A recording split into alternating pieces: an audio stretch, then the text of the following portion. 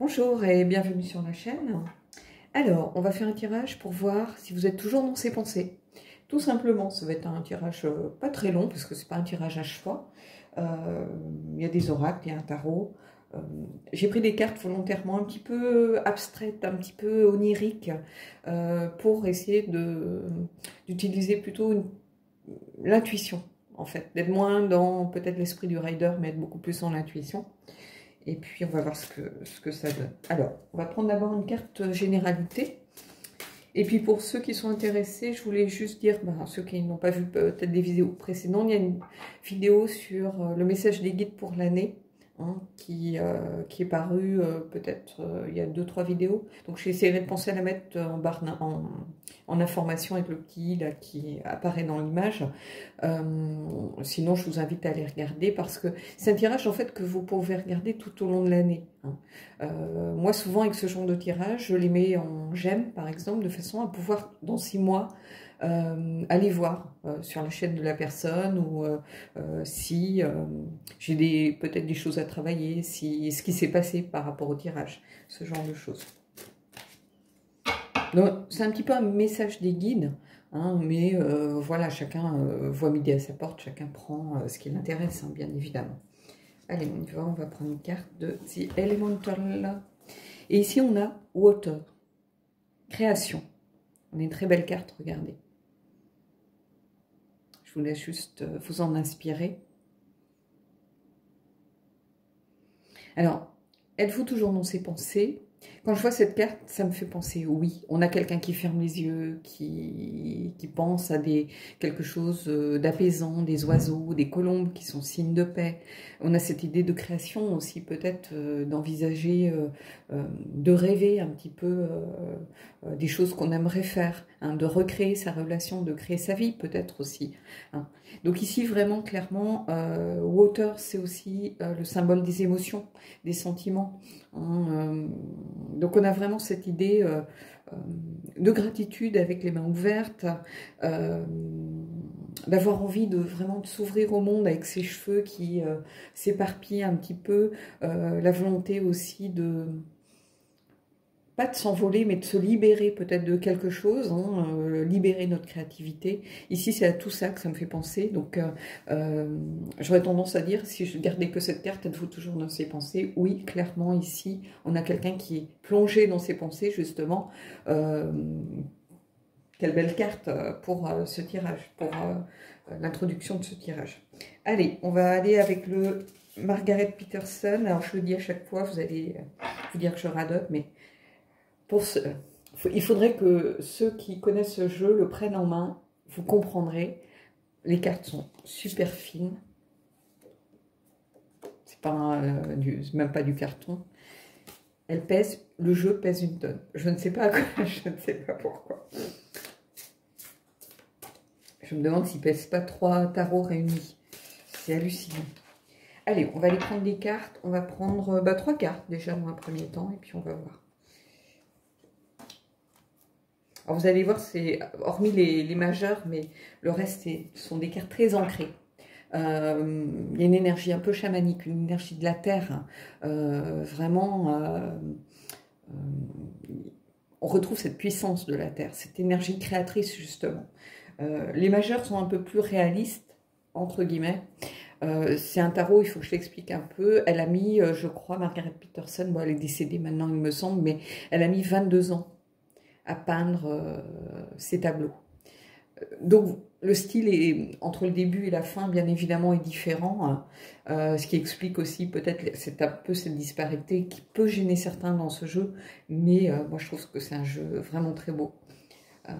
C'est un vrai travail de création, c'est pas simplement aller prendre des photos existantes et coller un mot-clé, quoi. Ici c'est vraiment... c'est vraiment quelque chose de profond, de très ancré, déjà par rapport à la façon dont il a été conçu. C'est quelque chose qui a pris beaucoup de temps et vous allez voir, pour ceux qui ne le connaissent pas encore, vous allez voir les illustrations, c'est vraiment de la création pure. Donc ici, on a création, je ne m'attendais pas à ce que ça sorte, mais on va continuer à regarder la création, justement, les créations de Margaret Peterson, vous allez voir. Et regardez, on a le hiérophante.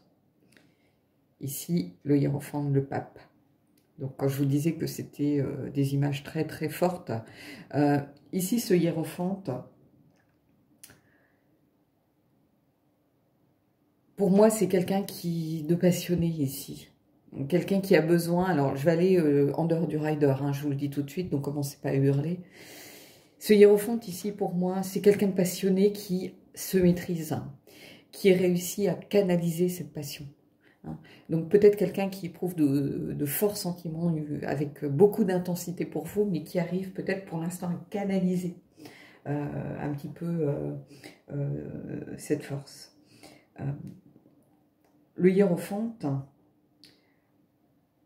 c'est quelqu'un qui est dans le sacré, dans le spirituel, qui invite à... oui, c'est ça, à la spiritualité, à se reconnecter à son essence profonde, à nos valeurs, nos croyances. C'est le pape, hein, dans le tarot de Marseille. Donc le pape, c'est l'ordre, et c'est quelqu'un qui, justement, ici, lutte peut-être contre lui-même. Ici, c'est ça que je ressens. C'est peut-être quelqu'un qui est en lutte avec lui-même. On a quelqu'un qui peut-être qui brûle de l'intérieur, vous voyez, et qui ne veut pas montrer ce qu'il ressent.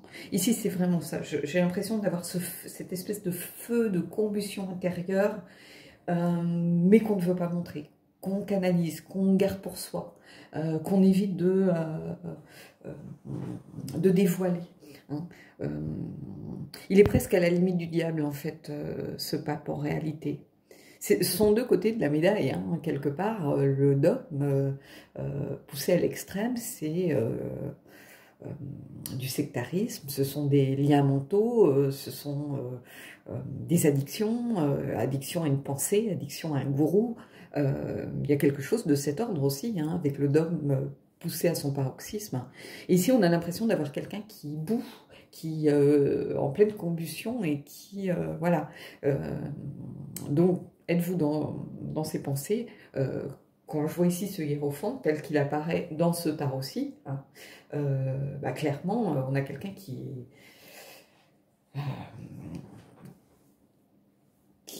comment je pourrais vous dire ça, qui bout de l'intérieur, en fait, qui brûle peut-être,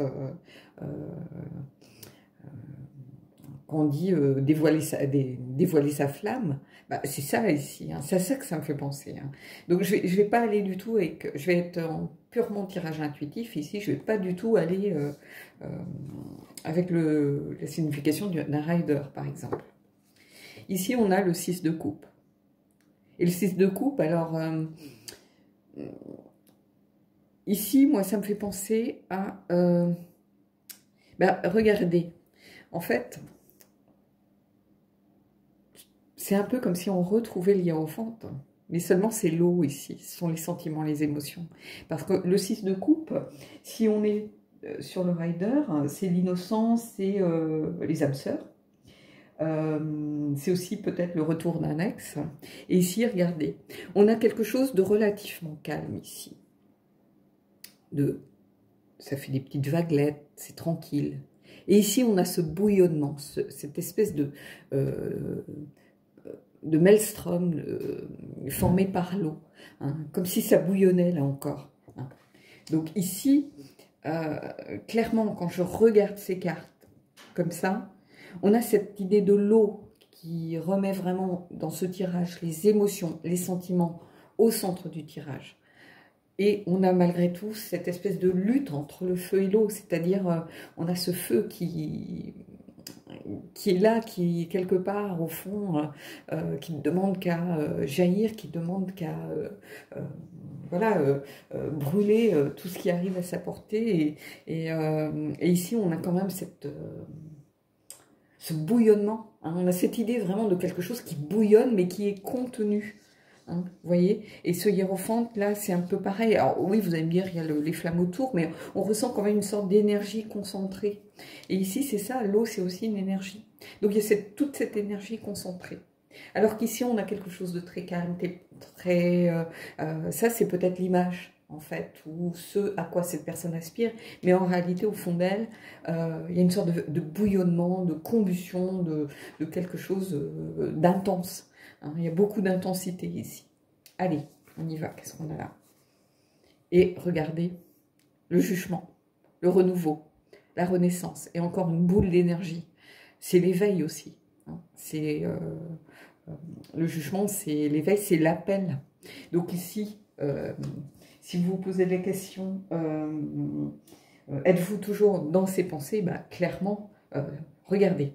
Ici, ici, ici, on a cette espèce de noyau d'énergie.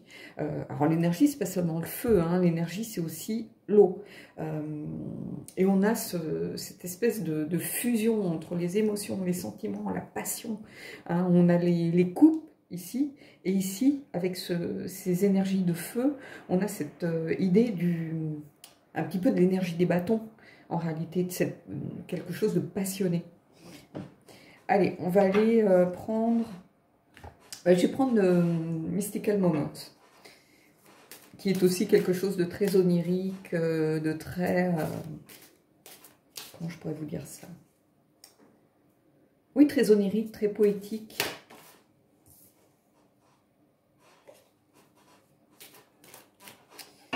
Allez, on y va. Je vais les prendre une par une, on va voir ce que ça vient nous dire.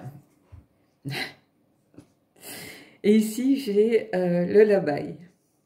Et regardez, on a un monde dans le monde avec cette personne posée, assise, qui n'aspire qu'à une chose, peut-être jouer sa petite musique. Hein, c'est-à-dire, là encore, on a cette idée de musicalité, en réalité, de création. Il y a encore une dualité ici, c'est ce que je ressens. On a quelqu'un dans un costume un petit peu rigide, très formel,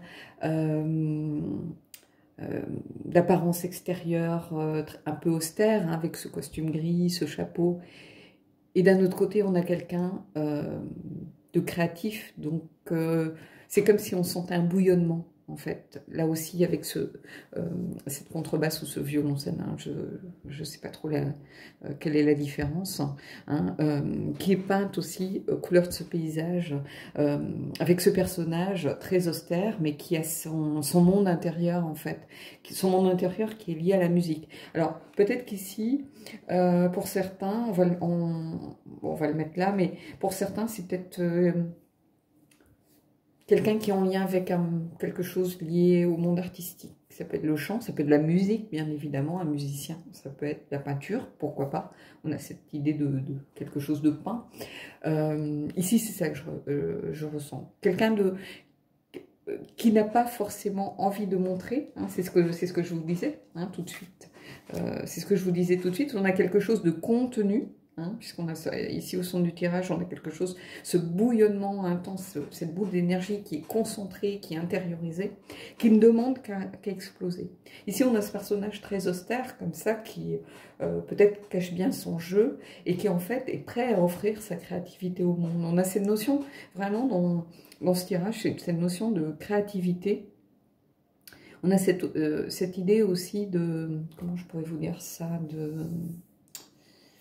je suis désolée, mais parfois, surtout quand je suis fatiguée, je trouve les mots des fois en anglais, ou le concept en anglais, j'arrive pas à trouver le bon mot en français. On a cette idée de vouloir répondre à quelque chose à l'extérieur, mais de ne pas forcément être encore prêt. Vous voyez, ici, cette personne, elle est pas en train de jouer pour l'instant.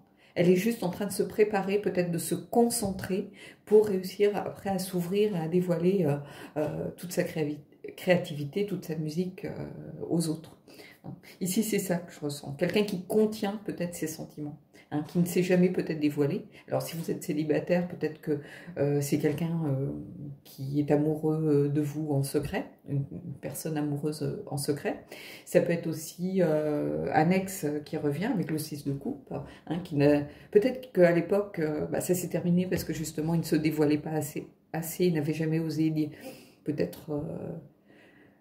affronter ses sentiments aussi, hein. C'était peut-être quelqu'un dans le déni par rapport aux émotions, par rapport aux sentiments, donc après, une fois qu'on a mûri, qu'on a un petit peu fait sa vie, on s'aperçoit que la vie est courte, donc voilà, ça peut être aussi quelqu'un avec qui vous êtes, mais qui est quelqu'un en fait, qui cache un petit peu son jeu, qui n'ose pas se dévoiler pour l'instant si vous êtes au début d'une relation, mais en tout cas c'est quelqu'un qui a sans doute beaucoup de créativité, qui a un tempérament peut-être un peu d'artiste, mais quelqu'un qui contient beaucoup de choses, qui garde beaucoup de choses sans doute pour lui ou pour elle.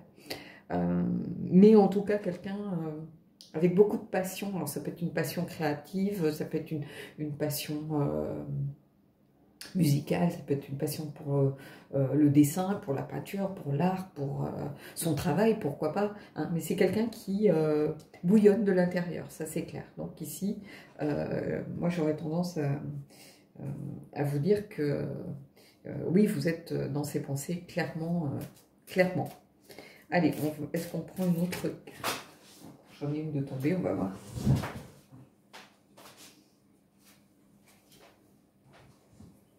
Alors, celle qui est tombée, c'est le voyage.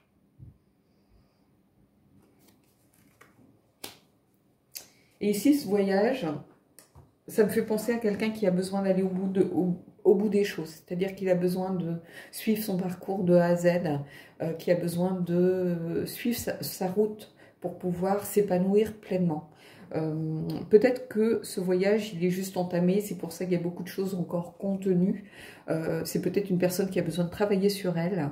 Je le ressens un petit peu comme ça, qui n'est pas forcément encore prête à se dévoiler. Ça n'empêche pas que vous soyez dans ses pensées, ça c'est sûr, mais c'est sans doute une personne qui n'est pas encore prête à se dévoiler. Vous voyez, on a cette biche ou cette petite gazelle, où, en fait, elle la tient... il ne faut pas se leurrer, ce genre d'animal a beaucoup de force. Hein. Elle pourrait s'échapper. Hein. Pour l'instant, elle n'est pas prête à être libérée. Elle n'est pas prête à retrouver sa liberté. Elle est qu'au début. Hein. On suppose que ce personnage va la libérer. Et ici, c'est ça que je ressens. On a l'impression que justement cette passion contenue, ce bouillonnement contenu ne demande qu'à s'étendre, qu'à se libérer, mais c'est que le début du voyage. C'est-à-dire qu'il y a encore peut-être un travail à faire sur soi, il y a peut-être encore des choses à régler, il y a peut-être encore des certitudes à avoir pour pouvoir se dévoiler et libérer cette passion. Hein. Mais en tout cas, est-ce que vous êtes dans ces pensées? Oui, certainement. Ici, c'est ça que je ressens vraiment fortement. Voilà. Bon, bah écoutez, j'espère que ce tirage vous aura plu. Si c'est le cas, ben, faites-moi part en commentaire. Et puis, j'essaierai de faire des tirages vraiment... là, purement intuitifs. Hein. Vous voyez bien, on n'est pas dans le rider. Hein. Donc... un peu plus souvent, et puis pareil, si ces jeux vous plaisent, dites-le moi, et puis j'essaierai de faire des tirages avec un peu plus souvent. Hein, c'est vrai que le Margaret Peterson, il est très particulier, donc je fais plutôt des tirages personnels, voire des tirages en guidance privée, par exemple. Hein. Alors, bizarrement, il y a régulièrement des personnes qui me le demandent, ce qui est toujours... étonnant parce que je ne le montre pas beaucoup en fait sur la chaîne, mais je demande toujours aux gens de me dire s'il y a un jeu qui leur plaît particulièrement, et régulièrement ce tarot revient, donc c'est sans doute un tarot que vous aimez, hein, qui vous intrigue surtout je pense, hein, et qui vraiment... il demande vraiment à être connu, hein, ce tarot. Hein. J'invite les gens qui tirent les cartes, qui sont intéressés par les cartes, vraiment d'aller regarder, de s'intéresser un peu à la créatrice et puis à ce jeu, parce que c'est vraiment un jeu qui mérite d'être découvert. Hein. Pour tous ceux qui aiment les tirages intuitifs, les choses un peu abstraites, les choses puissantes, un petit peu ancrées et chamaniques, c'est vraiment un très beau jeu. Hein. Voilà. Le seul petit défaut, c'est peut-être la qualité des cartes. Je la trouve très fine, mais d'un autre côté, elle est tellement lourde que je me dis heureusement, parce que sans ça, je pouvais le balancer comme un pavé, quoi. Donc, voilà. Bon, bah écoutez, je vous dis à bientôt, et puis je vous souhaite de belles énergies.